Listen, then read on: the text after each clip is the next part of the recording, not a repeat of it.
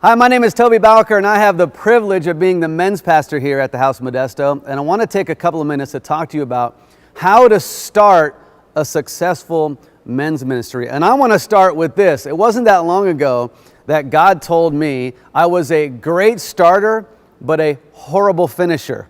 See, so that I think that separates the man and the kingdom man, because if you're going to be a leader of men, your yes has to be yes. So that wasn't even on my notes. I feel like that's from the Holy Spirit. Anyway, so let's talk about how to start a successful men's ministry. First and foremost, you as the leader, you have to know if you're called to men's ministry. So what do I mean by that? I know a lot of really good guys who I could call at any moment, send them a text, and they would be here ready to serve.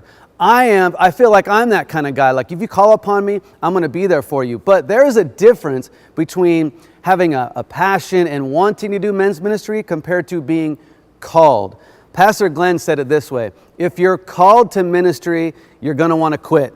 It gets tough, but you'll never quit because you're called. And that's what men need. They need a called leader. Someone, when it gets tough, they're not going to give up. Men are stubborn.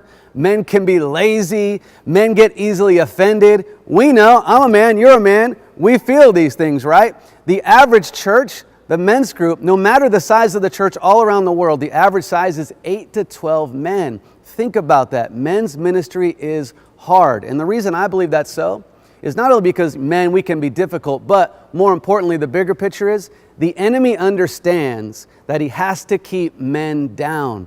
Because if men start to rise, oh man, you can change everything. Your church will change. Families will change. You can change cities and nations when men start to rise. So that's why men's ministry is so difficult, because the enemy understands he's got to keep the man down. He's got to keep you out of the picture. But if you're called, you'll never quit. So number one, you have to be called. Number two, you have to choose the right leaders. Pastor Glen says it all the time. Everything rises and falls on leadership. Who are you surrounding yourself with? Who are the men that you have chosen to come alongside you? And here's the thing, they have to be called too. So when you're going and choosing your leaders, here's my best advice. Don't choose them. Allow God to choose them. Early on, I did this. Two of my biggest mistakes when starting a men's ministry, and I'm so glad that God has shown me the error of my ways, and I've changed this. But the first one was, I would choose the guy that I thought, oh, he's just a good guy. I've seen him, he serves, he's a good guy, and it was my own agenda. So what I started to do was allowing God to choose these men. So when I approach a man and I want him, or I believe God is leading me to him to ask him about being a leader, I never say, you're supposed to be my leader. I always say, would you agree to pray about being a leader?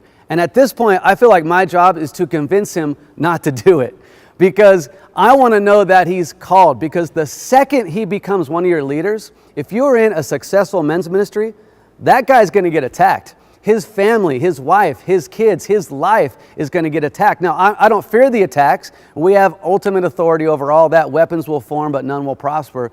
But that man will be attacked. So if he's not called, you just invited hell into that guy's life. So it is crucial that your men are called to be your leaders. The second mistake I would always do is I would choose servants and not generals.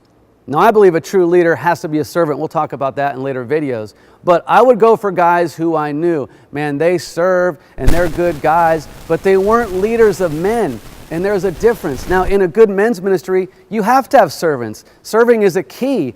But with the leader, you need a general and not someone with a servant's heart. Now, your general should be a servant. That's a different topic. But you need someone who is going to lead men, someone that'll take your vision, capture it, and run. See, a general doesn't need to be reminded day after day after day about the vision. You tell a general once, he's going to carry out that command. He's going to attract other men to do it with him, and that makes an amazing leader. So make sure you're allowing God to choose your leaders, and make sure they are generals.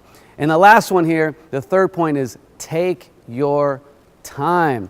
I've made this mistake so often. I always get ahead of the Holy Spirit. God's time is not our time. His clock is not our clock. So don't be in a rush to establish all the different things you want to do in your men's ministry. You have to have your vision and go about that vision slowly. Go about that vision one step at a time. One of our mottos for Kingdom Men is one man at a time. And here's why God showed me that. It wasn't just some cool little phrase. It's actually a principle of the kingdom, and Jesus was the master at it. Jesus was so good after going after the one. He met the woman at the well. He met the tax collector in the tree. Even among crowds, he would take time to go after the one. And here's why I love that concept. Don't get so busy as a men's leader where you can't even do real ministry. You're going after ministry, the busyness of the whole thing, when God is asking you to go after the man in front of you. He's not going to grow your ministry if you don't take the time to go after the one. So it is crucial not to be in a hurry and go after one man at a time. I had one of our leaders' wives tell me this one time. The enemy, if he can't get you to mess up, he'll make you busy. Don't be so busy where you're missing the opportunity in front of you on a daily basis. So there's so much more to talk about, but those three keys, if you activate them, you will start a successful men's ministry. Number one, are you called? You got to answer that question. Number two, you have to choose the right leaders. And number three, you have to take your time.